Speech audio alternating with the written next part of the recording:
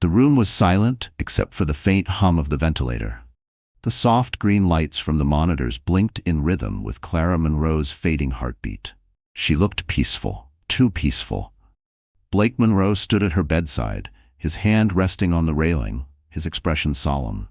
To anyone watching, he was the picture of a heartbroken husband. But the nurses had already left, and no one saw the corner of his mouth curl upward.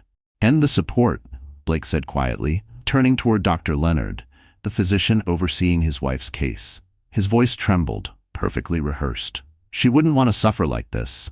The doctor hesitated. "Mr. Monroe, are you absolutely sure? She's still carrying." Blake's tone hardened. "The child's gone. She lost it days ago. Don't make this harder than it needs to be." He signed the papers with the same hand that had held her at their wedding. The same hand that had poured the champagne the night she crashed her car. A crash he made sure she would never survive. He left the room before the machines went silent. But what he didn't know was that the cameras in that private hospital weren't just for security. Someone had been watching him for weeks. Down the hall, a man in a tailored gray suit stared at the feed on his phone, his jaw tight, his eyes colder than the marble floor beneath him. Charles Hartman, Clara's father, had seen enough. "You just buried your own future, Blake," he whispered. As the machine slowed, Clara's body lay still, but her mind wasn't gone. Somewhere deep inside the darkness, she heard voices, fragmented like echoes underwater. "It's not your time yet." She tried to move, but her limbs wouldn't obey. Tears slid down her cheeks, unnoticed. Outside the hospital, reporters gathered like vultures. Blake stepped into his black sedan, dabbing fake tears with a silk handkerchief as flashbulbs erupted around him. "How will you remember your wife?" a journalist shouted. He paused, giving them the perfect headline, "As the love of my life." Then he smiled, a smile that would soon haunt every headline in America. Miles away, Charles's team moved Clara into an unmarked ambulance, bound for a private medical facility in Virginia. Her pulse was weak but steady. "She'll live," the medic said. Charles looked out the window toward the hospital, disappearing in the distance. "Good. Let him think she's dead." That night, Blake lifted a glass of champagne with his mistress, Sabrina Holt, to celebrate the end of a painful chapter. The moonlight caught the reflection of Clara's wedding ring, still on his finger. What he didn't know was that his wife's story wasn't ending. It was just beginning. 3 years earlier, no one would have believed that Clara Monroe, the glowing doctor with the soft laugh and gentle eyes, would one day become the face of a scandal that rocked New York's elite. Back then, she was the kind of woman who restored faith and love just by walking into a room.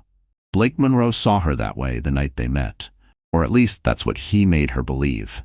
It was at a charity gala downtown, a sea of diamonds, champagne, and empty smiles. Clara had been honored for her volunteer work with trauma victims. Blake, already a rising star in finance, had just been featured on the cover of Forbes as the young titan. Their paths crossed near the grand piano, where she stood alone, trying to escape the noise. "You don't look like you belong here," Blake said, offering a drink. "Is that an insult or a compliment?" she teased. "Both," he said, smiling just enough to make her blush. That night, he listened to her talk about her patients, her late mother, and her dream of opening a foundation to help families recover from loss. He made her believe he cared. He made her believe she was safe. Within months, they were inseparable. The brilliant doctor and the billionaire visionary. The media called them the golden couple of Manhattan. Clara had no reason to doubt him. Blake showered her with affection, gifts, and promises of forever. But behind the scenes, he was already weaving a web.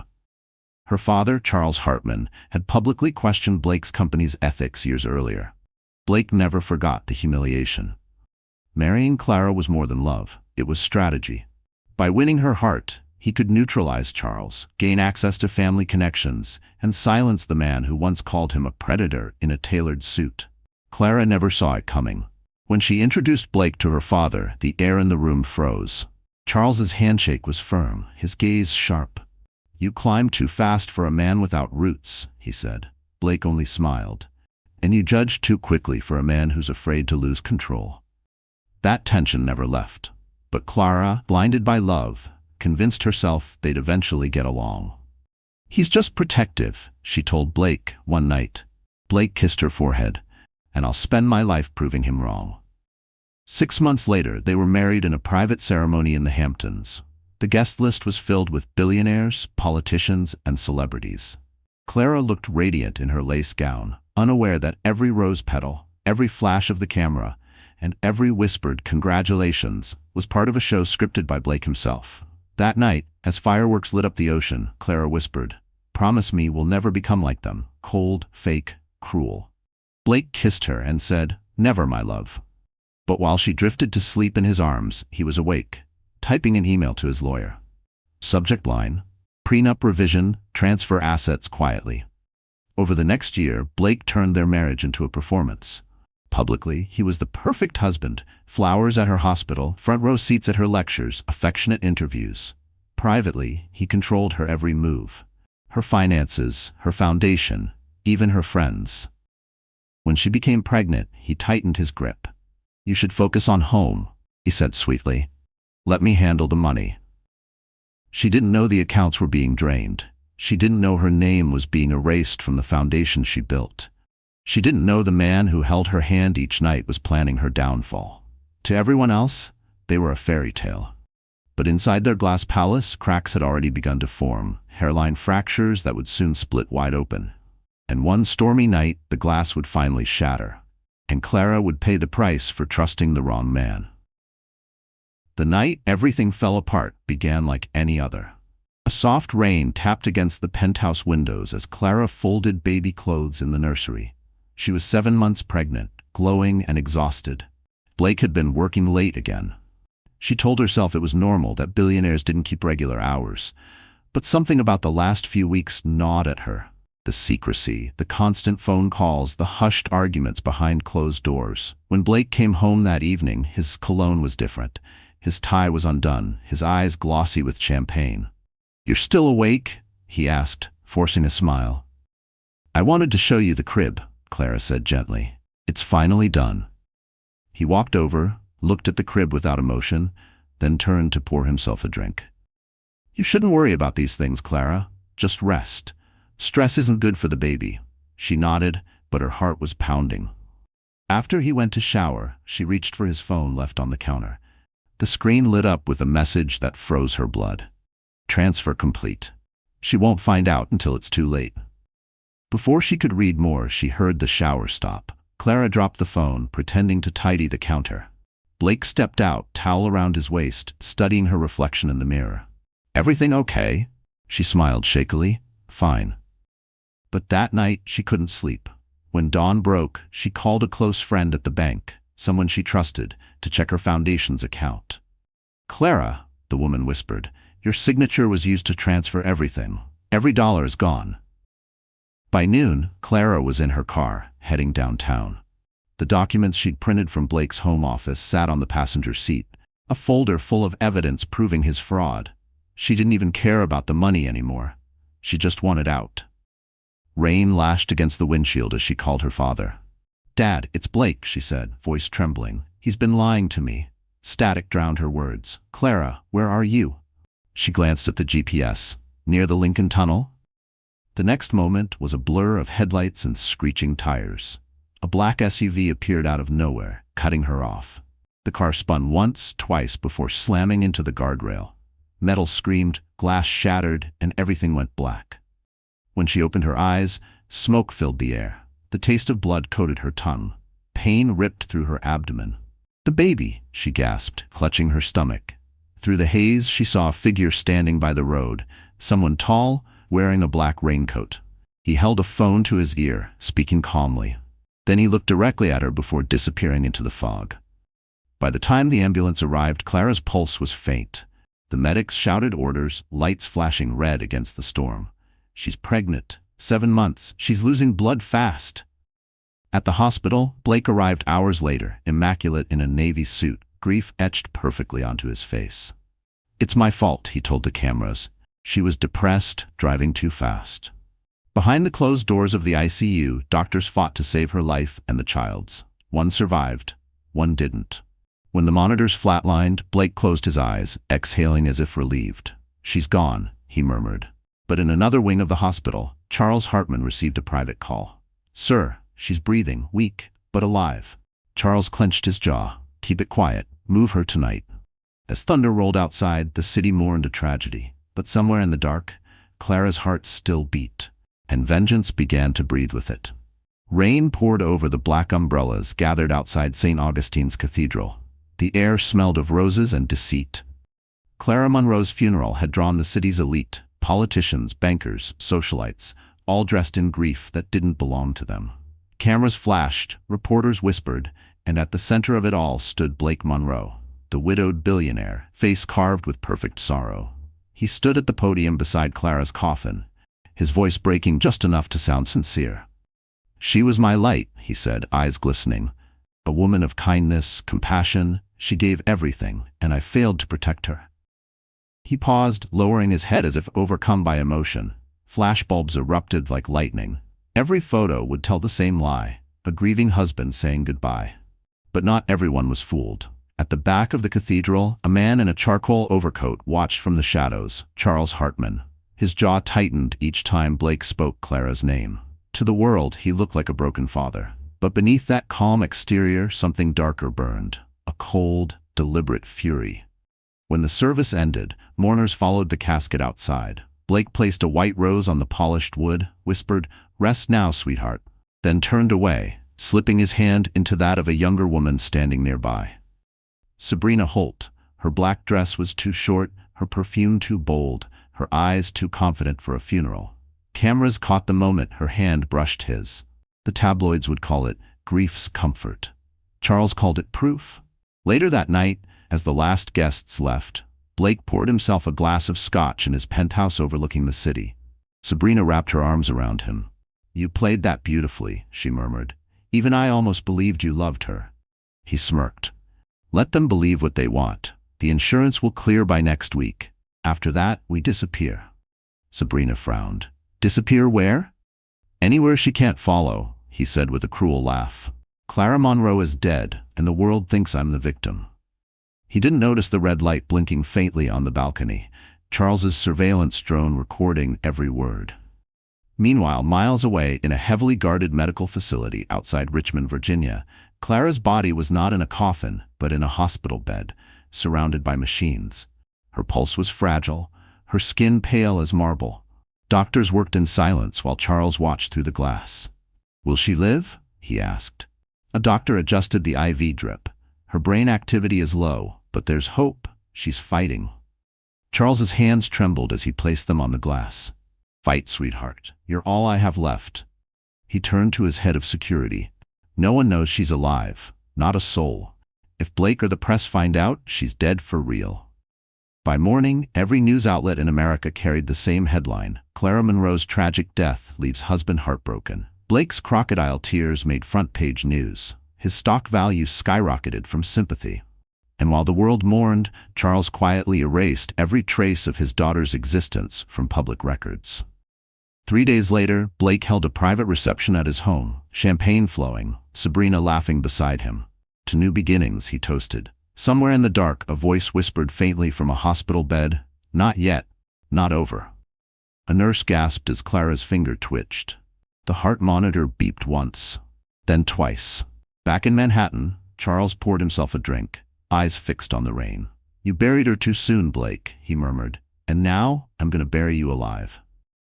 Charles Hartman had once been a name that made Washington tremble. Former FBI deputy director, cybersecurity magnate, and a man who built his empire from the ground up, he was respected and feared in equal measure. But when his daughter Clara married Blake Monroe, he retired quietly. He wanted peace, not power. He traded boardrooms for long walks by the river, strategy meetings for quiet dinners with Clara. She had been his redemption, his one reason to believe life could still be gentle. Now she was dead, and the world thought he was finished. At least that's what Blake believed. The night of the funeral, while champagne glasses clinked at Blake's penthouse, Charles sat alone in his study. The room was dim, filled with the faint hum of monitors tracking digital trails. Money transfers, deleted messages, encrypted calls. Blake's empire glowed across the screens like a web of greed. Charles stared at the center node labeled Horizon Capital and whispered, "You killed my child for this." He opened a drawer and pulled out an old photo. Clara at 8 years old, missing teeth, smiling with chocolate ice cream on her chin. His throat tightened, but his eyes stayed dry. He had cried enough the first night in that hospital when doctors told him she wouldn't make it. Now there were no tears left, only purpose. "Activate Project Valkyrie," he ordered. His head of security, a woman named Valerie Kane, appeared on the monitor. "Sir, are you sure? That operation was decommissioned." "Not anymore," Charles said. "We're bringing it back, for Clara." Within 24 hours, Charles's private team was in motion. Former agents, data specialists, and legal minds, all loyal to him from his years in the Bureau, quietly began digging into Horizon Capital. Offshore accounts, wire transfers, false identities. What they uncovered made even Charles's blood run cold. Human trafficking routes disguised as international investments, stolen charity funds, and proof that Blake had laundered millions through Clara's foundation in her name. "He used her signature," Valerie said grimly. "If this goes public, it'll destroy her reputation." Charles's jaw tightened. "Then we'll rebuild her reputation before we burn his." Meanwhile, Blake was enjoying his newfound freedom. The media painted him as the grieving husband who had turned pain into philanthropy. The Monroe Foundation for Mental Health, funded by Clara's stolen money, made headlines as the city's newest charity. Sabrina, now publicly at his side, smiled in every photograph. "See, baby?" Blake told her one night, adjusting his cufflinks. "The world loves a comeback story. They'll never suspect a thing." But a thing was already in motion. Charles's team infiltrated Blake's network through one of his shell companies. A hacker named Dean planted malware in Blake's private server, capturing every message, every deal, every secret. Within days, they had everything. Proof of fraud, witness lists, even the fake police report blaming Clara's mental breakdown for the crash. Then came the moment that made Charles pause. A single text recovered from Blake's encrypted phone. "Unknown number. The job's done. The car went over. You'll never hear from her again." Charles's fingers tightened on his cane until his knuckles turned white. The timestamp was 11:37 p.m., the same moment his daughter's car crashed. He leaned back in his chair, staring at the screen. "You hired someone to kill her," he murmured. "You made her die twice, once in flesh and once in name." Outside, thunder cracked over the city. Charles raised his glass toward the storm, whispering, "You've mistaken my silence for weakness, Blake. But I'm not grieving anymore." He sipped the whiskey slowly, eyes glinting with fire. "I'm hunting." The air inside the Virginia compound was cool and sterile, filled with the faint hum of machines that never slept. Behind reinforced glass and biometric locks lay the secret the world could never know. Clara Monroe, alive but suspended between life and death. For the first time in months, the steady rhythm of her heart echoed through the halls like a fragile drumbeat of defiance. Charles Hartman entered the room quietly, his reflection merging with hers on the glass. Tubes snaked across her arms, monitors traced faint green lines across dark screens. To the world, she was gone, buried under a marble headstone, but to him she was still here, fighting. "Good morning, sweetheart," he whispered, his voice cracking under the weight of love and fury. "You rest. I'll handle the monsters." The medical wing was hidden beneath the facade of a government research facility, one of Charles's oldest off-the-grid operations from his FBI days. Only 6 people knew the truth. Charles, 2 doctors, his head of security Valerie Kane, a nurse named June, and the hacker Dean who managed the digital blackout. No cameras, no internet connection, no records. Clara didn't exist. Dr. Patel, a neurologist in her 40s with sharp eyes and a calm voice, approached Charles with a tablet. "She's stable," she said softly. "The trauma was extensive. Internal bleeding, head injury, oxygen loss. But her brain is responding. If she keeps fighting, she might wake up." Charles nodded but didn't smile. "When?"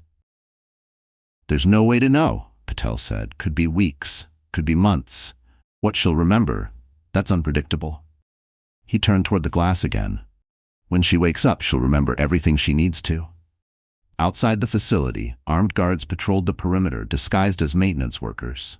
The forests surrounding the property stretched for miles, concealing the entrance like nature's own vault. Even satellites couldn't see inside. The roof was shielded with infrared blocking panels, one of Charles's own inventions. Meanwhile, in New York, Blake Monroe celebrated his rise to billionaire stardom. He appeared on talk shows, gave interviews about loss and resilience, even launched a scholarship in Clara's honor. Cameras adored him. Women pitied him. Investors worshipped him. The world had crowned him untouchable. But every empire has cracks. Back in Virginia, Charles's hacker Dean discovered encrypted transactions linking Horizon Capital to an offshore account in the Cayman Islands. "Sir, this one's different," he said. "Looks like a payment for a private contractor." Charles's eyes narrowed. "Show me." The screen revealed the transaction made the night of the crash, $250,000 wired to a name that didn't exist. Attached was a digital note. "Job completed. No witnesses." Charles stared at it, his pulse steady, his voice deadly calm. "Trace it. I want a face." Days turned into weeks. Rain fell over the compound in endless sheets, washing away the outside world. Then one night something changed. June, the nurse, was adjusting Clara's IV when she noticed a flicker in the monitor. The heart rate spiked, then steadied. "Doctor!" she cried. Dr. Patel rushed in, her breath catching as Clara's eyelids fluttered. The woman who'd been still for months twitched her fingers, her lips parting as if forming a word. "Clara?" the doctor whispered. "Can you hear me?" Her voice was faint, dry, barely a whisper, but it was real. "Blake." Dr. Patel turned toward the security camera in the corner, knowing Charles was watching. Charles froze in his office, eyes wide, glass of whiskey forgotten on the desk. He could hear her voice through the speaker, weak but alive. He pressed his hand against the screen, whispering, "Welcome back, my girl. The hunt begins." The first thing Clara Monroe felt was pain. Deep, raw, and alive. Her body ached with every breath, every blink. The sterile scent of antiseptic filled her lungs. When her vision cleared, the ceiling above her was unfamiliar. Metal panels, soft fluorescent light. Panic surged as she tried to move, but her limbs felt like lead. "Easy," said a calm voice. A woman stepped into view. Dr. Patel, gentle but firm. "You're safe, Clara. You've been through a terrible accident." Clara's throat burned when she tried to speak. "How long?"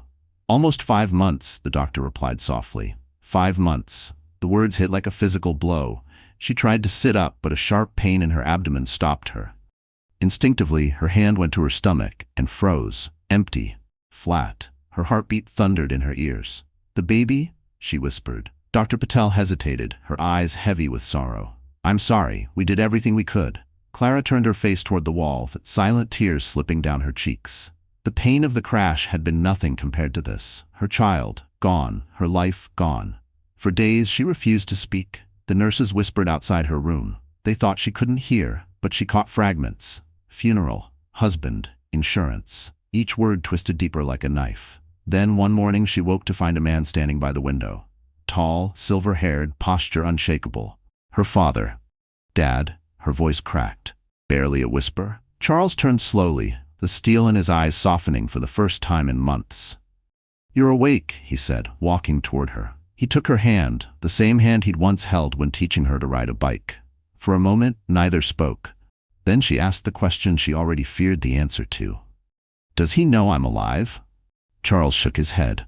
"No one does. To the world you died that night. Even your grave has flowers." Clara closed her eyes, trembling. "Good, let him think that." Her father's voice was low, dangerous. "I have evidence of what he did. The fake transfers, the offshore accounts, the payment for the crash. He thinks he buried you for good, but he buried himself instead." Clara stared at him, the grief in her eyes slowly hardening into something sharper. "I want to see it. All of it." In the days that followed, she learned the truth piece by piece. The forged signatures, the staged police reports, the mistress. Every detail was another wound, but it also fueled her. The woman who had been soft, forgiving, and trusting died in that crash. The one who woke up was something else, stronger, colder, and far more dangerous. Physical therapy was brutal. Every step felt like knives cutting through her legs, but she forced herself forward. Again, she told the therapist each time she fell. Again. Valerie Kane, her father's head of security, watched from the doorway. "She's got his fire," she murmured. Charles nodded. "No," he said quietly, "she's got her own." Weeks turned into months. Clara regained her strength, her voice, her will. Her reflection in the mirror no longer looked fragile. It looked focused. The scars on her body were proof of survival, not weakness. One night, she stood before her father's desk, dressed in a simple black coat, her hair cut short. When do we start? She asked. Charles slid a folder toward her, filled with photos of Blake Monroe and Sabrina Holt smiling for the cameras. He's already moved on, he said. Clara's jaw clenched, her voice steady but burning with fury. Then it's time I did too. And this time she wouldn't just survive, she'd make him wish she hadn't. Sabrina Holt had always thought she was clever enough to win any game. When she'd met Blake Monroe, she saw him not as a man but as a golden ticket. He was charming, powerful, and ruthless, qualities she admired because she shared them. She'd helped him rewrite his image after his wife's death, painting him as a widower devoted to charity. Together, they ruled every headline, every red carpet. But lately, something about Blake terrified her. It began with the nightmares. Every night, Sabrina dreamed of fire and glass, of Clara Monroe's car crashing in endless slow motion, her scream echoing in the dark. She would wake drenched in sweat, convinced she heard footsteps outside her penthouse door. She told herself it was guilt, but Sabrina Holt didn't feel guilt. She felt fear. That morning, she walked into Blake's office, heels clicking against the marble floor. He didn't look up from his laptop. "You're late," he said, his tone sharp. "I didn't realize I had a schedule now," she replied, forcing a smile. Blake finally looked up. His eyes, once magnetic, were colder now, detached. "You do when you live off my money." Sabrina's smile faltered. "Is that what we're doing now, keeping score?" He leaned back in his chair, the ghost of a grin on his lips. "Always, darling. That's how I stay on top." Her pulse quickened.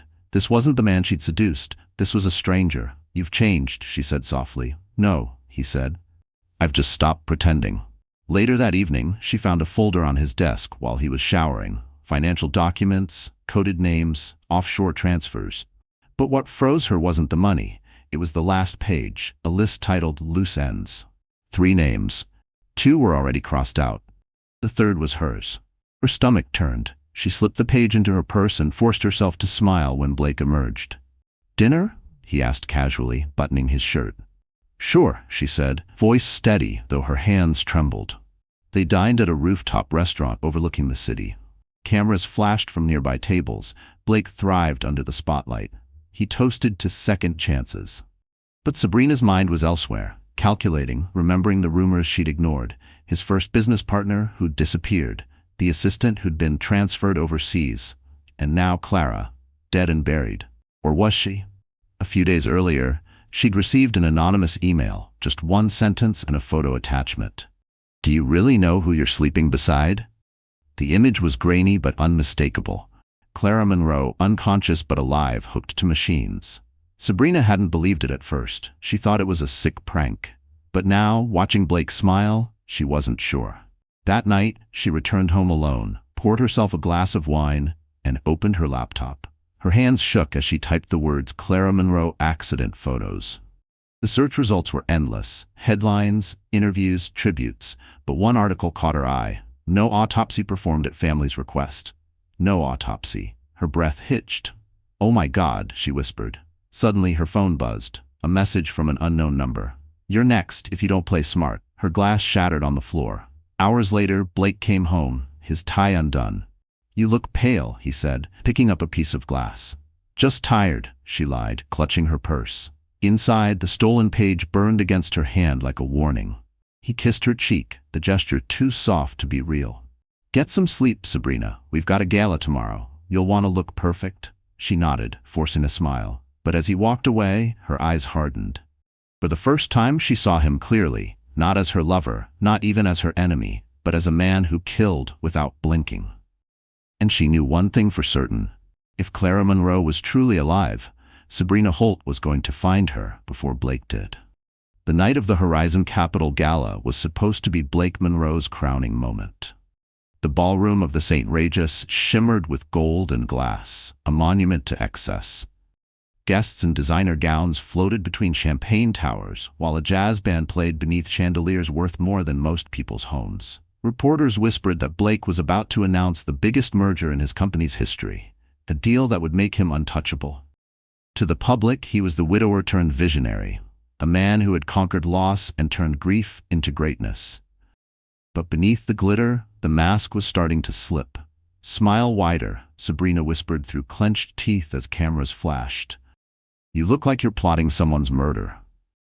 Blake chuckled without warmth. Maybe I am. She froze, uncertain if he was joking. But the glint in his eyes wasn't humor, it was hunger. Across the ballroom, a group of investors murmured nervously.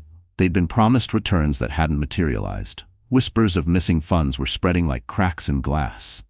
Blake felt it too, the room no longer fully admiring him but assessing him. Judging. He raised his glass high. To the future, he declared, his voice booming. The crowd cheered on cue, but behind every smile, doubt was taking root. Meanwhile, in a hidden command center 2 miles away, Charles Hartman's team monitored the gala through hacked security feeds. Clara stood between Valerie and Dean, her face pale under the glow of the screens. It was the first time she'd seen her husband alive since the night he tried to kill her.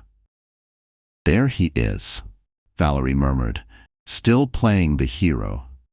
Clara's jaw clenched as she watched him kiss Sabrina's cheek for the cameras. He always loved an audience. Dean pointed to one of the monitors. Our malware's in. Once he connects to the company's secure server for the merger announcement, we'll have everything. Emails, offshore accounts, even the payments to the hitman.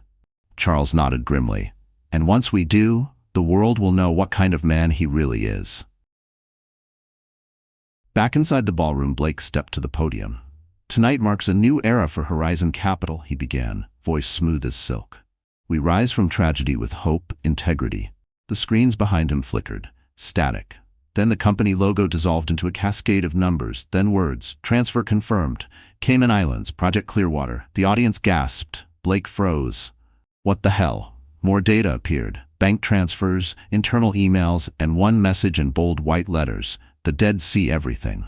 Gasps turned into murmurs. Sabrina's face went pale. Blake slammed his fist on the podium. Turn it off! He barked, but the tech team was powerless. The feed had been hijacked. At that exact moment, a text pinged on his phone. He looked down. You buried her. Did you think the earth wouldn't spit her back out? The glass slipped from his hand, shattering on the floor. Blake? Sabrina whispered, trembling. What's happening? But he couldn't answer. His perfect world was collapsing. Live, in front of the same cameras that once worshipped him. Reporters were already rushing out of the room, phones to their ears. Investors shouted. The air thickened with panic. Somewhere in the chaos, Sabrina spotted a familiar face among the catering staff. A flash of blonde hair, eyes that looked too much like Clara's. Her heart stopped. Blake, she whispered, grabbing his arm, she's here. He turned, following her gaze, but the woman was gone. For a brief second, he saw his reflection in the mirrored wall. The confident billionaire was gone. What stared back was something hollow, cornered, terrified. The band stopped playing. The applause had died, and somewhere far away, Clara Monroe allowed herself the faintest smile. The man who buried her alive had just started digging his own grave. The chaos in the ballroom still hadn't settled when the main doors opened. A cold gust swept through the room, snuffing out the laughter, silencing the chatter. Blake Monroe froze mid-sentence, his glass trembling in his hand. Every head turned toward the entrance. And there she was. Clara Monroe stepped into the golden light like a ghost rewritten in flesh. Her long black gown shimmered with sequins that caught the glow of the chandeliers, her short hair styled sleek against her jaw. There was no trace of the fragile woman the world had mourned. Only power wrapped in quiet grace. The cameras that had worshipped Blake now swiveled toward her as if pulled by gravity itself. For one long second, the room forgot to breathe. Blake's mind refused to process what his eyes saw. No, he whispered, it's impossible. But Clara was very real. She paused at the top of the marble stairs, her gaze sweeping across the room until it locked with his. The corner of her lips curved into a faint knowing smile. Hello, Blake, she said, her voice calm but sharp enough to cut glass. The crowd erupted. Reporters screamed questions. Phones rose like a sea of flashlights. Sabrina staggered backward, pale as a ghost. You said she was dead, she hissed. Blake's pulse hammered in his ears. She was, he muttered. She was. Clara descended the stairs slowly, deliberately, her heels clicking like a countdown. You really shouldn't have buried me with my name still on your company's paperwork, she said when she reached him. Her father's plan had worked perfectly. Charles had leaked her survival just hours before the event, enough to spark whispers but not confirmation. Every major outlet had sent extra reporters waiting for the truth. Now they had it. "Mrs. Monroe," one journalist shouted, "how are you alive?" Clara's eyes never left Blake's. "Turns out love doesn't kill you," she said. "Greed does." The crowd gasped. Flashbulbs went wild. Sabrina grabbed Blake's arm, whispering, "We have to go." But he stood frozen, panic and fury warring in his face. "You think this changes anything?" he spat. "You have no proof." Clara smiled faintly. "You're right," she said, nodding toward the stage where the massive screen still hung. "I don't. But they do." On cue, Valerie, standing in the control booth, activated the final file. The screen flickered, revealing video footage. Blake in his hospital suit, leaning over Clara's bed, whispering, "End the support." His signature on the death order filled the screen behind him. Gasps turned into shouts. One reporter yelled, "That's murder!" Another, "She's got him!" Blake lunged toward the stage, but security guards stepped in, blocking him. Sabrina backed away, shaking her head, whispering, "Oh my God." Clara didn't move. She simply watched him unravel. "You should have made sure I was dead, Blake. You taught me everything about survival and revenge." He stared at her, sweat beading on his forehead. "You can't prove I caused that crash."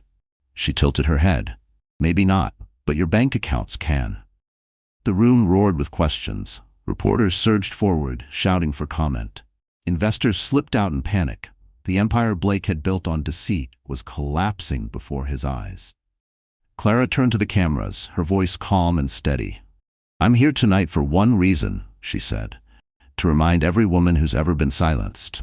You can be buried, but you can still come back." She walked past Blake, the crowd parting around her like water. For the first time, he was the one left standing in the dark. And as she stepped into the flashing storm of cameras outside, her words echoed through the ballroom. "The dead don't seek revenge, they demand justice." The gala ended in chaos. Reporters swarmed, cameras flashed, and the once untouchable Blake Monroe found himself shoved into the backseat of his black sedan like a criminal fleeing the scene. His driver shut the door and sped off through the rain-slick streets of Manhattan, while Blake sat in stunned silence, his reflection fractured by the neon lights. "She's alive," he muttered, as if saying it aloud would make it less impossible. "She's alive." Across from him, Sabrina sat rigid, her mascara streaked. "You said she was gone, Blake. You looked me in the eye and swore." He cut her off, voice sharp. "Shut up." The silence that followed was suffocating. Blake pressed his palms to his temples. Every move he'd made, every lie he'd spun, had depended on one truth: Clara being dead. And now, with one appearance, she'd undone years of work. The screens replayed in his mind, his face beside her hospital bed, his signature sealing her fate. He needed to regain control. He needed to disappear her again. Back at his penthouse, Blake stormed inside, tossing his phone onto the counter. Dozens of missed calls from investors, his lawyer, the press. His empire was crumbling in real time. He poured a drink with shaking hands, swallowing half the glass before slamming it down. Sabrina hovered near the door, clutching her purse. "You can't fix this," she said softly. "She's going to destroy you." He turned, eyes blazing. "No, she won't. I built everything she's standing on. If I go down, she goes with me." Her lip trembled. "Blake, listen to yourself. She survived a crash you paid for. Maybe it's time to— Enough." He grabbed her wrist, hard. "You don't get to talk about her." Sabrina yanked free, her voice trembling. "You're losing it. You're scaring me." Blake laughed bitterly. "You think I'm scared? I made her. I can end her again." But when Sabrina left the apartment that night, she didn't go home. She went straight to her car, locked the doors, and pulled out her phone. There was only one number she could think to call, the one from the anonymous email she'd received weeks ago. A voice answered on the second ring. Calm, low, authoritative. "Miss Holt, we've been expecting you." She hesitated. "Who are you?" "Someone who wants to make sure justice finds Blake Monroe. Meet us tomorrow, Hente AM corner of 5th and Mercer. Don't bring your phone." Before she could ask anything else, the line went dead.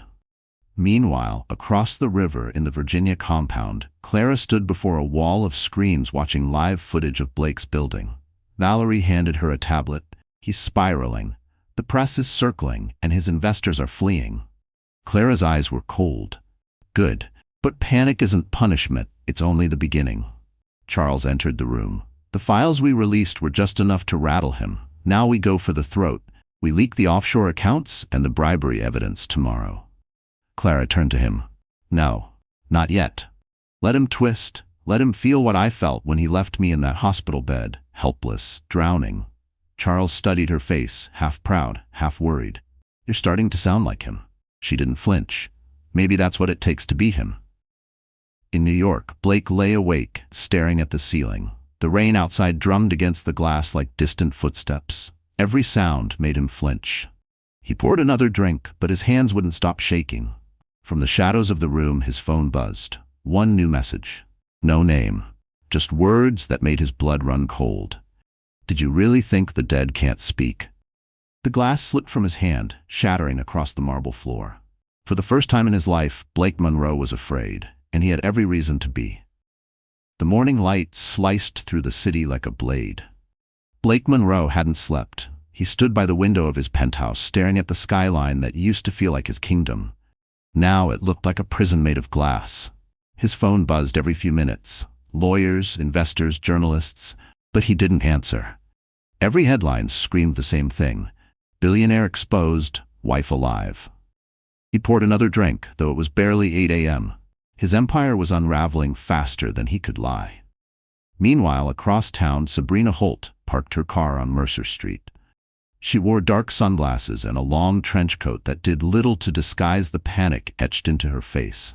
A man in a gray suit was waiting near a coffee shop, reading a newspaper. Without looking up, he said, "Miss Holt, you're late." "Who are you?" she asked, clutching her purse.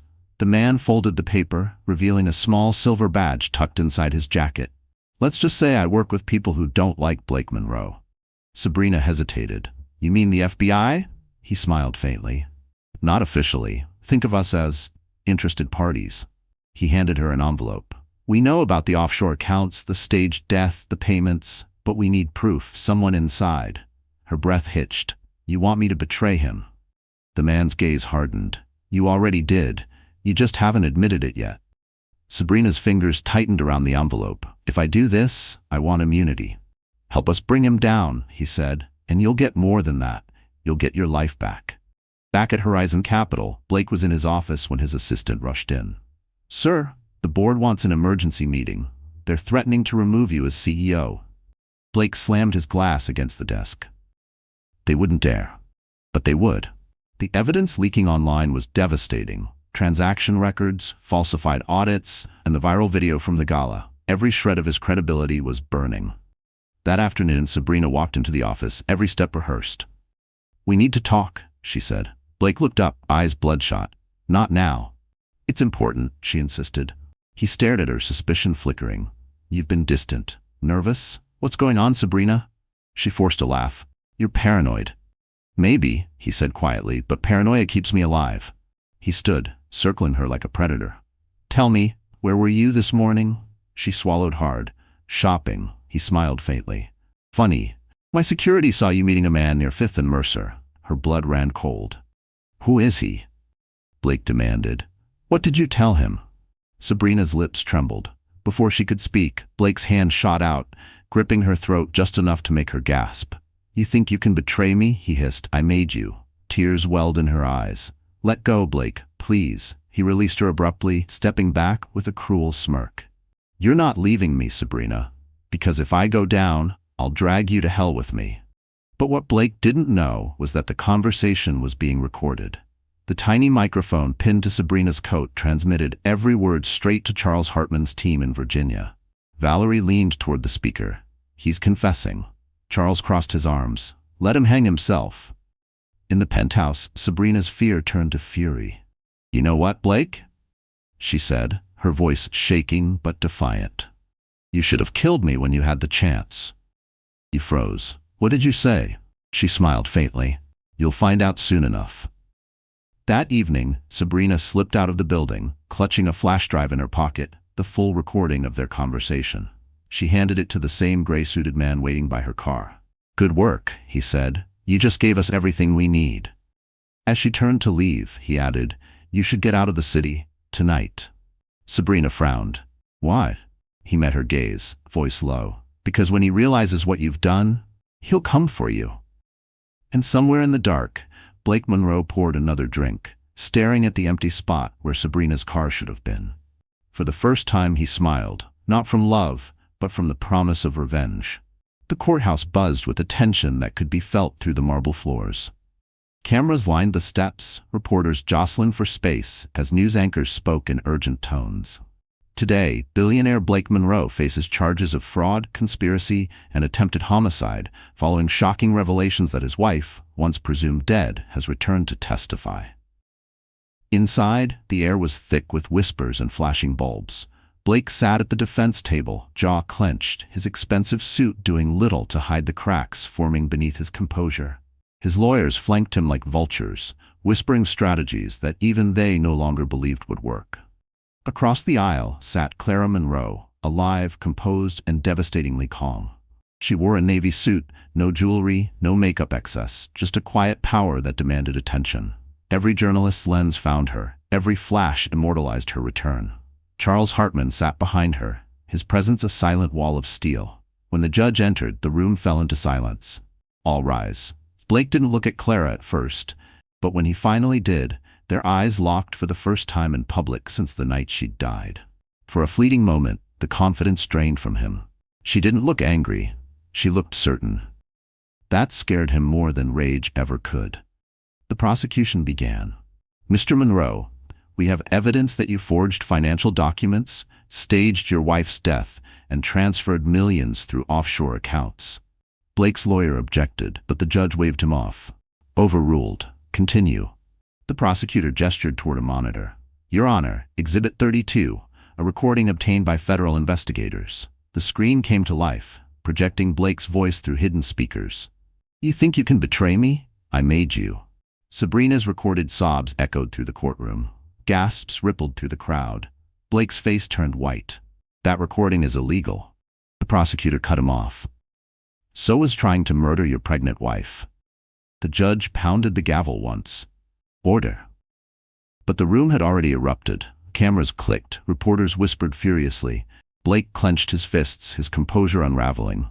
Then came the moment Clara had waited for. The prosecutor nodded toward her. "Mrs. Monroe, please take the stand." Every camera turned. The air itself seemed to hold its breath as Clara walked forward, each step deliberate. She took the oath, her voice steady. "I swear to tell the truth." "Mrs. Monroe," the prosecutor began, "can you tell the court what happened the night of your accident?" Clara's gaze didn't waver. "It wasn't an accident," she said. "My husband hired someone to tamper with my car. He thought the crash would kill me, and it almost did." Blake slammed his hand on the table. "She's lying." Clara didn't flinch. "If I were lying, I'd still be dead." A murmur swept through the courtroom.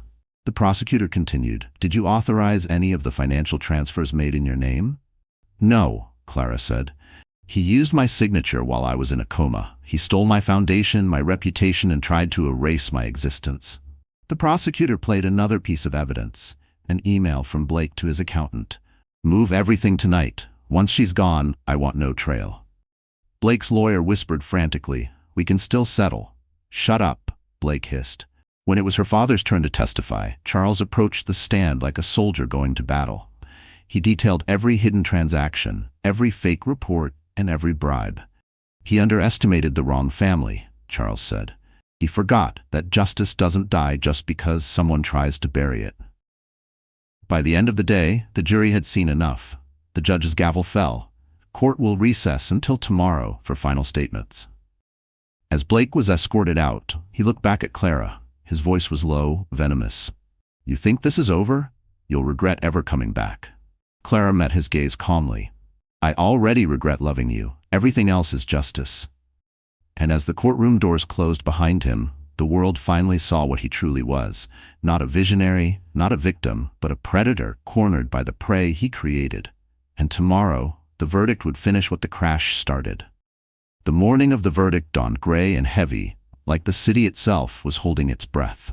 Outside the courthouse, crowds pressed against barricades, reporters shouting into microphones as helicopters hovered above.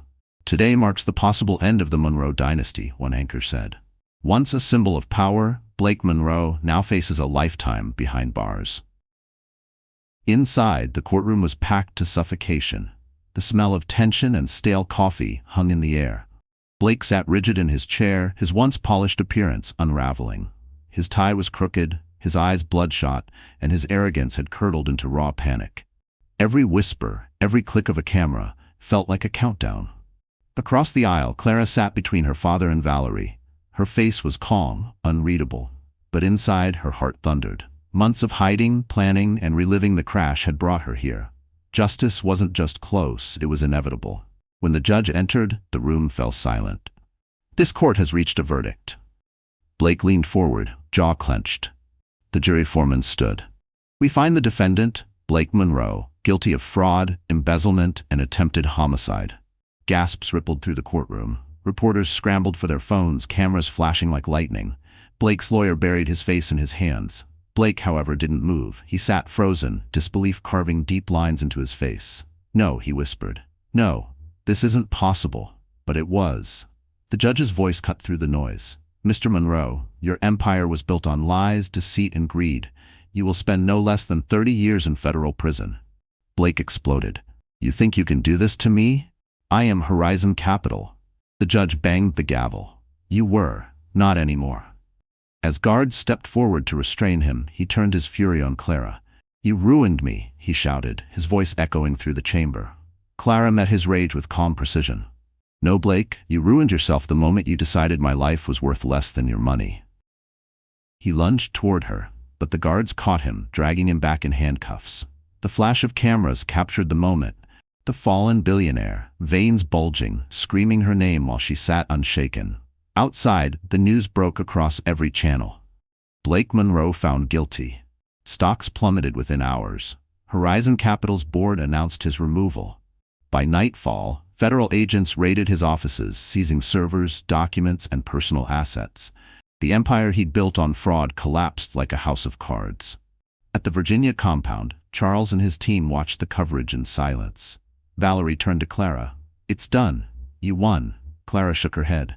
"Not yet. Winning isn't the same as healing." Charles placed a hand on her shoulder. "You've done more than anyone thought possible. He'll rot for what he did." Clara looked at the TV screen showing Blake being shoved into a black van, his wrists bound. "Prison isn't enough," she murmured. "He needs to know what loss feels like." Valerie raised an eyebrow. "You mean Sabrina?" Clara nodded slowly. "She helped him destroy everything I loved. She doesn't get to walk away clean." In Manhattan, Sabrina watched the same footage from her apartment. Tears streaked her face. Not for Blake, but for herself. She had traded her soul for luxury, and now she was the last piece of his broken puzzle. Her phone buzzed. A single message from an unknown number, "You're next." Her blood ran cold. Meanwhile, Blake sat alone in a holding cell, the hum of fluorescent lights above him. Sweat trickled down his temple as he whispered her name again. "Clara." He could still see her eyes in the courtroom, steady, merciless, alive. He slammed his fists against the metal table. "You think you've won?" He snarled to the empty room. "This isn't over." But it was. Outside those steel bars, his world had already burned to ashes. And as the city slept, the woman he tried to bury walked free beneath the same stars, whispering into the night, "Let the empire rot. Tomorrow, we bury the mistress." Sabrina Holt had always been good at running, from small-town scandals, from lovers she'd used, from every mess she'd made. But this time, there was nowhere left to go. The morning after Blake Monroe's conviction, the world turned its eyes toward her. Headlines screamed, "Billionaire's mistress under investigation." Reporters camped outside her penthouse, cameras waiting like vultures. Every time she stepped near the window, flashbulbs exploded. She hadn't slept. The TV blared non-stop coverage, footage of Blake in handcuffs, of Clara leaving court calm and radiant, of commentators debating how the woman behind the crime would be next. Sabrina muted the sound but couldn't silence her thoughts. When her phone buzzed, she flinched. The caller ID read unknown. She answered, voice shaking. "Hello?" A calm voice replied. "Miss Holt, you're scheduled for questioning at the federal building at 10 a.m. Don't be late." Her mouth went dry. I told you everything already. I gave you the recordings." "Then you have nothing to worry about," the agent said, hanging up. But Sabrina knew better. In Blake's world, no one walked away clean. By noon, she was packing cash, passport, jewelry, the flash drive, her insurance policy.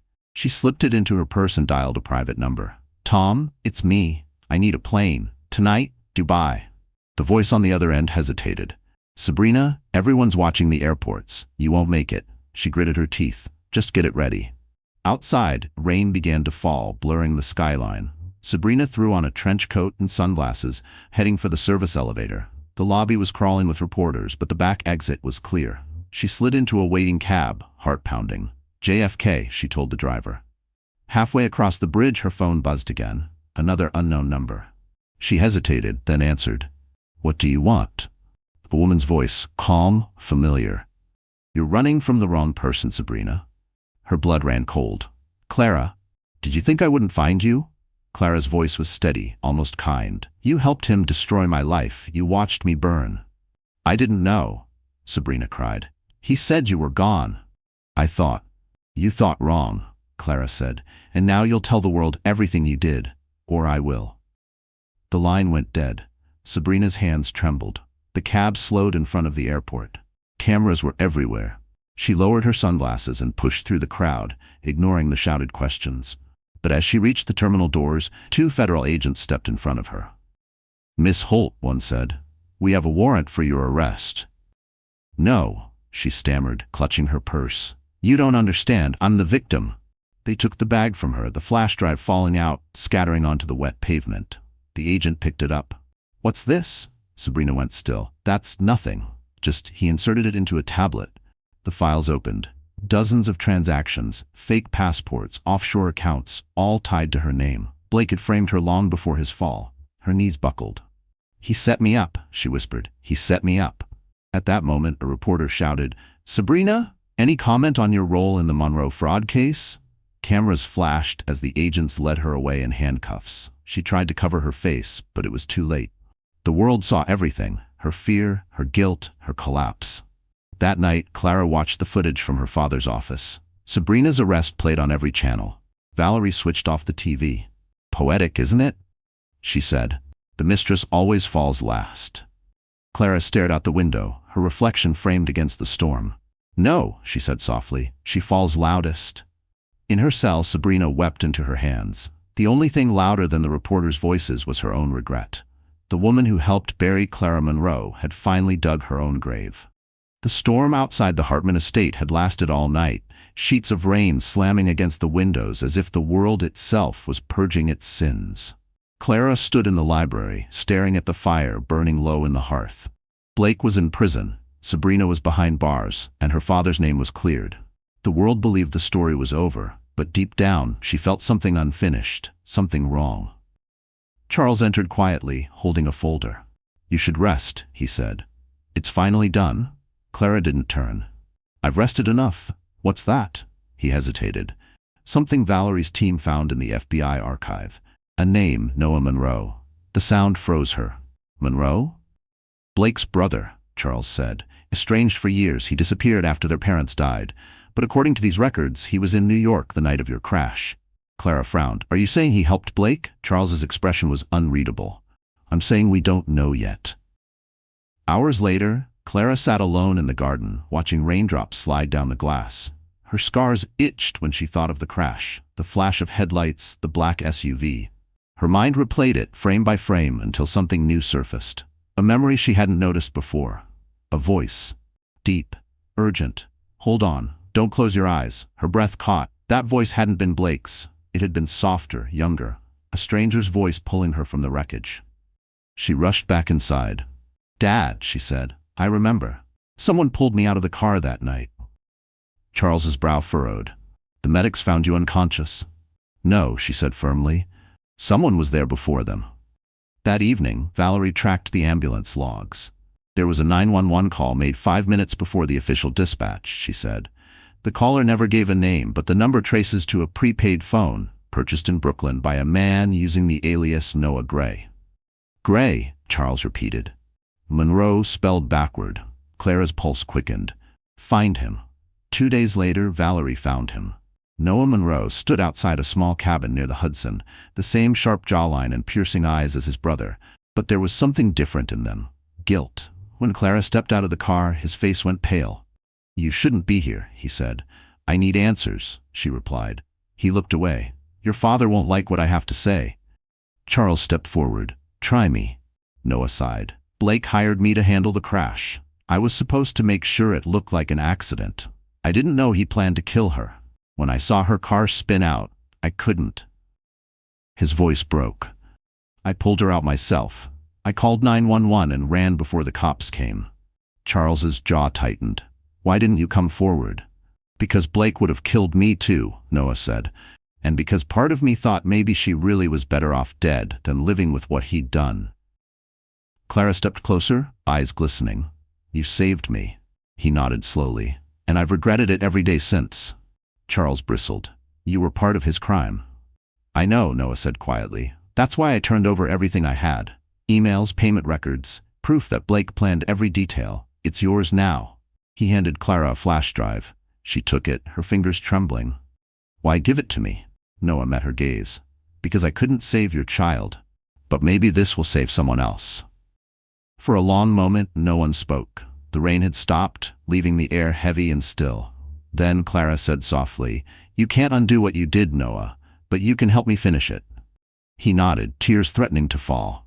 "Tell me what you need." As they drove back, Charles glanced at his daughter in the rearview mirror. "You trust him?"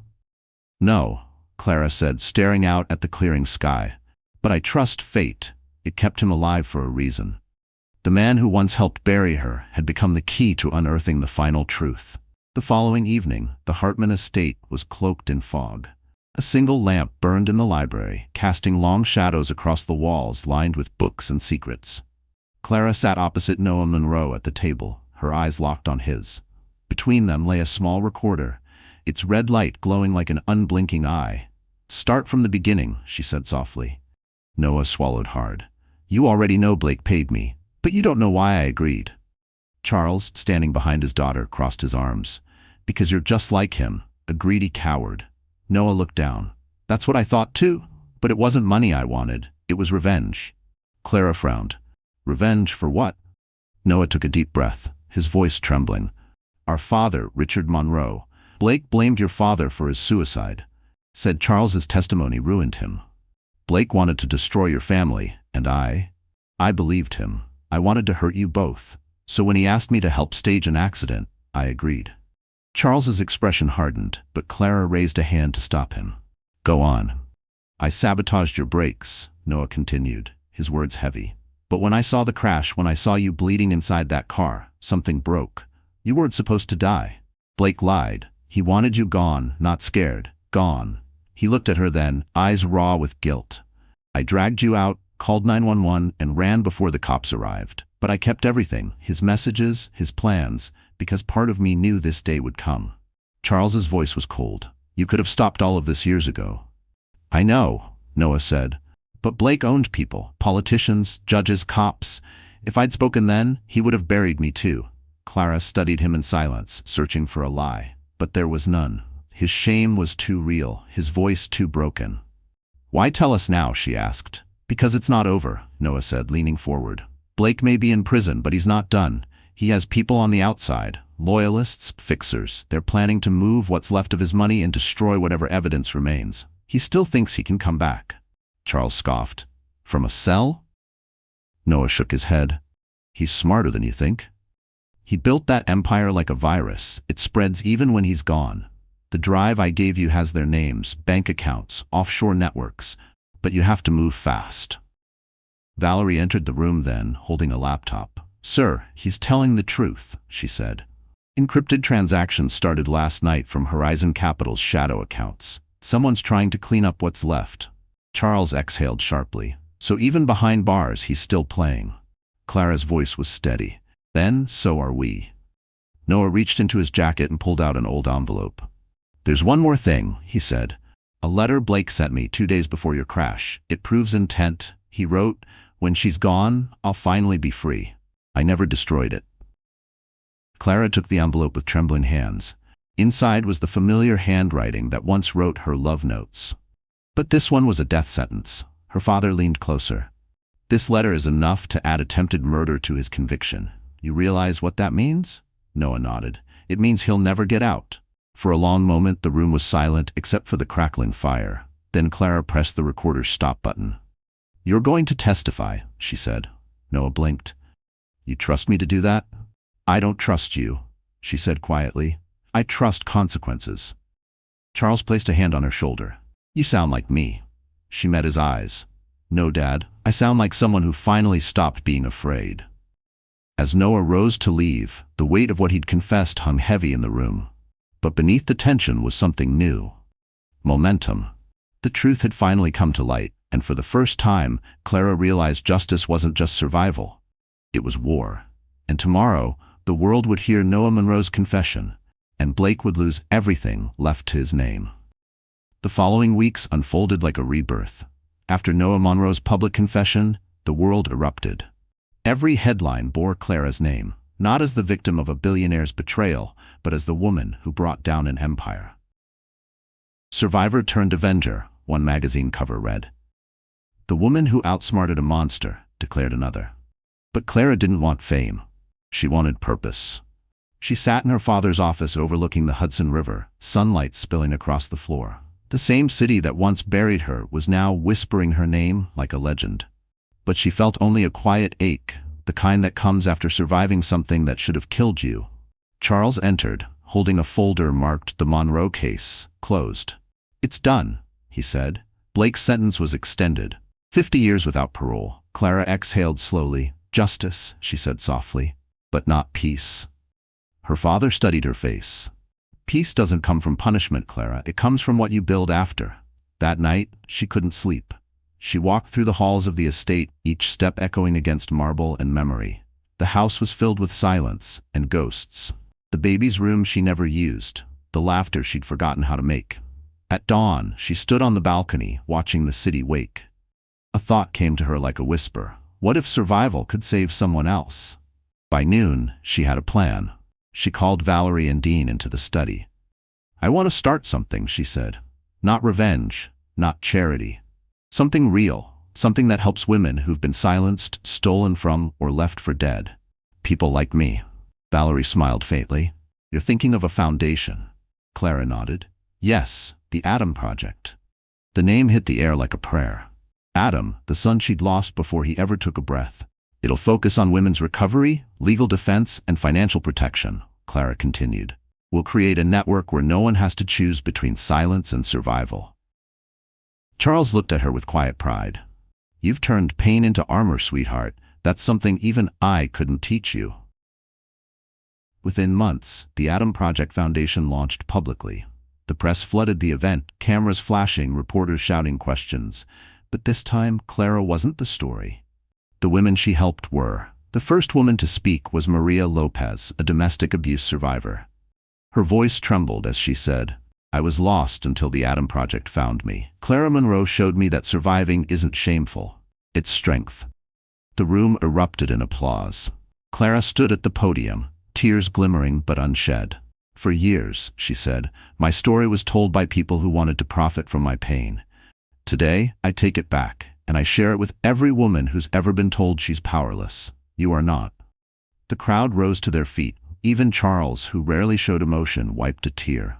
Later, after the event, Valerie approached her. You realize what you've done? Clara smiled. I didn't rebuild my life, she said. I built something bigger. News outlets praised her transformation. Clara Monroe, from tragedy to triumph, one segment read. Donations poured in. Survivors from across the country reached out, calling her a symbol of rebirth. But while the world celebrated, Clara remained grounded. She knew the scars beneath her sleeve, the nights she still woke in cold sweats.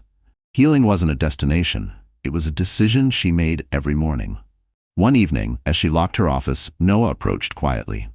You really did it, he said. Clara turned, offering a faint smile. We did it. He looked down. You gave me redemption I didn't deserve. No one deserves redemption, she said. We earn it. They stood in silence, the skyline glowing behind them.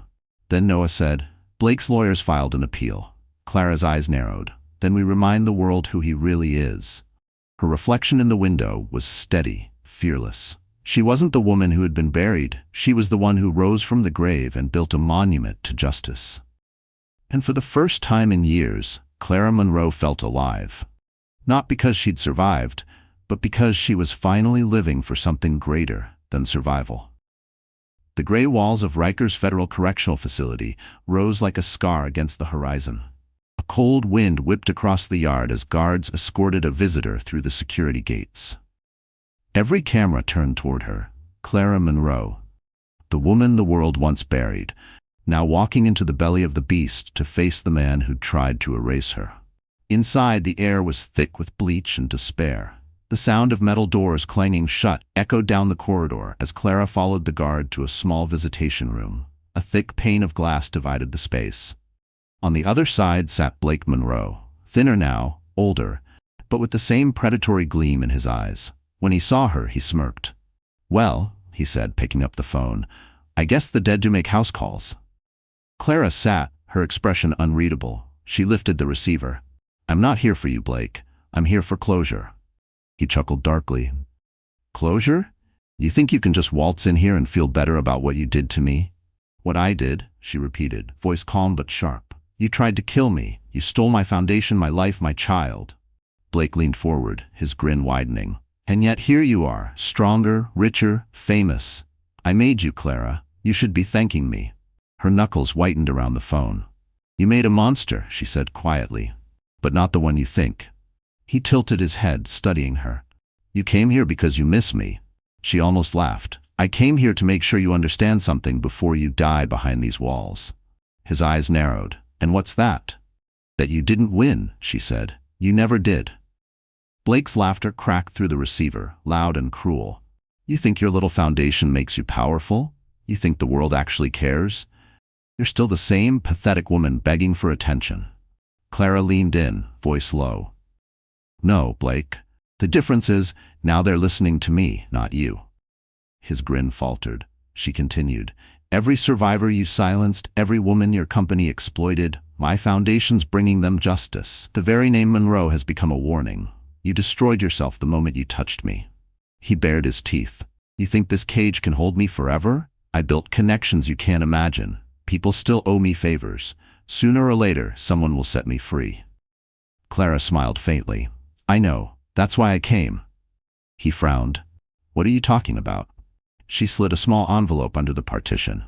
"Read it." Inside was a letter stamped Department of Justice. Blake's eyes scanned the words, confusion shifting to horror. It was an official notice. All remaining Monroe assets and trademarks are now permanently transferred to the Atom Project Foundation. Every company, every account, every piece of his legacy, gone. "You can rot here for the rest of your life," she said. "But every time someone speaks your name, it'll be attached to mine and to justice." Blake's hand trembled as he crushed the paper. "You vindictive." "Save it," she interrupted. "You taught me something, Blake. Power isn't what you take, it's what you survive." She stood, placing the receiver down. The guard motioned for her to leave, but Blake slammed his palm against the glass. "Clara," he shouted, "you can't walk away from me." She turned back once, her voice steady. "I already did." As she stepped into the hallway, the doors clanged shut behind her. Blake's furious shouts faded into echoes. Outside, the air felt cleaner, lighter. Valerie was waiting by the car. "How'd it go?" she asked. Clara exhaled, a small smile tugging at her lips. He finally met someone he couldn't control. As they drove away, the prison shrank in the distance until it was nothing but a dark speck swallowed by the horizon. For the first time since the crash, Clara felt truly free. The monster was caged, the empire erased, and the woman once buried was now the one writing the final chapter. The year had passed since the verdict. The chaos, the cameras, the endless headlines faded into memory. New York had already moved on to its next scandal. But for Clara Monroe, life had finally slowed into something resembling peace. The morning sun poured through the windows of the Atom Project's new headquarters, a glass building overlooking the East River. The lobby buzzed with quiet purpose. Survivors laughing, lawyers working, volunteers bustling through hallways painted in warm, hopeful colors. The plaque by the entrance read, "For those who were buried but chose to bloom." Clara stood beside it, her reflection framed by the words. She looked different now. Stronger, calmer. The scars on her wrists had faded, but she never hid them. They were proof that she'd lived. Valerie walked up holding a stack of files.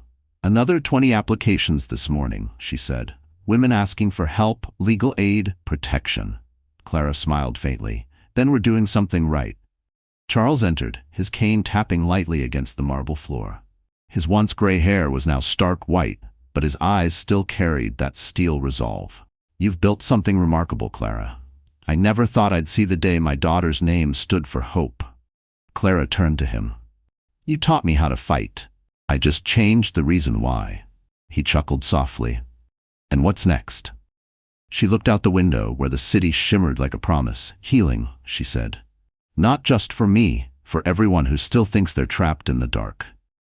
Later that afternoon, the Atom Project hosted its first anniversary gala. Unlike the opulent parties Blake once threw, this one was filled with authenticity. No diamonds, no tabloids, no empty praise. Just people who'd survived something hard and refused to stay silent. Clara took the stage as the audience rose in applause. Cameras clicked, but this time, the light didn't feel invasive. It felt warm. "When I started this journey," she began, "I didn't think I'd live long enough to see this room. I thought my story ended the night I crashed my car. But life," she paused smiling, "had other plans." A ripple of emotion moved through the crowd. "I learned something," she continued. "Justice isn't about revenge. It's about reclaiming the parts of yourself that someone tried to steal. And once you do, you build something better, something no one can burn down." The audience stood again, clapping through tears. Charles wiped his eyes, hiding the gesture behind his hand. After the gala, Clara slipped away to the garden terrace. The city glowed beneath her, lights flickering like stars. Valerie joined her, holding 2 glasses of champagne. "For you," she said. Clara accepted one. "To survival?" Valerie shook her head, smiling. "To living." They clinked glasses. Moments later, Noah approached quietly. He'd stayed out of the spotlight, helping the foundation behind the scenes. "You did it," he said. "You changed everything." Clara turned toward him. "We did," she replied. "You helped me close the last chapter." He nodded, his eyes soft. "You forgive me?" She hesitated, then said, "I don't know if forgiveness is the right word, but I've stopped hating you. That's a start." He exhaled, relief washing over his face. "That's more than I deserve." As he walked away, Clara looked up at the night sky. The same stars she'd once begged to see again now shimmered brighter than ever. The ghosts of her past, the crash, the lies, the pain, finally loosened their grip. Charles joined her one last time, placing a hand on her shoulder. "You did good, kid," he said quietly. She smiled. "I finally understand something, Dad." "What's that?" "That surviving wasn't the victory," she said. "Becoming someone better was." He nodded proudly, his eyes glistening. The wind rustled through the rooftop garden, carrying away the last remnants of the storm that once defined her life. Below, the city pulsed with possibility. Clara lifted her glass to the stars. "For Adam," she whispered, "and for every woman who thought she'd never rise again." And for the first time, she wasn't just surviving, she was free. Because when they buried Clara Monroe, they didn't know they were planting a seed. So, that's how the story ends. Clara Monroe walked through fire and somehow came out brighter on the other side. And if you're still here right now, watching until this very moment, maybe something in her journey touched you too. Maybe it reminded you that no matter how broken things feel, there's always a way back to the light. You know, the Stoics used to say we suffer more in imagination than in reality. Clara's story proves that. The pain didn't define her, it refined her. Like Marcus Aurelius once wrote, "What stands in the way becomes the way." Every betrayal, every scar, every sleepless night became the bridge to her strength. And maybe, just maybe, the same is true for you. So tonight, take a breath. Let go of what's behind you. You don't have to erase your past to start over. You just have to stop letting it own you. Healing isn't loud. Sometimes it's just choosing peace over anger, one quiet day at a time. If this story stirred something in your heart, give it a like, share it with someone who needs hope, and don't forget to subscribe, because our next story might be the one that helps you rise again.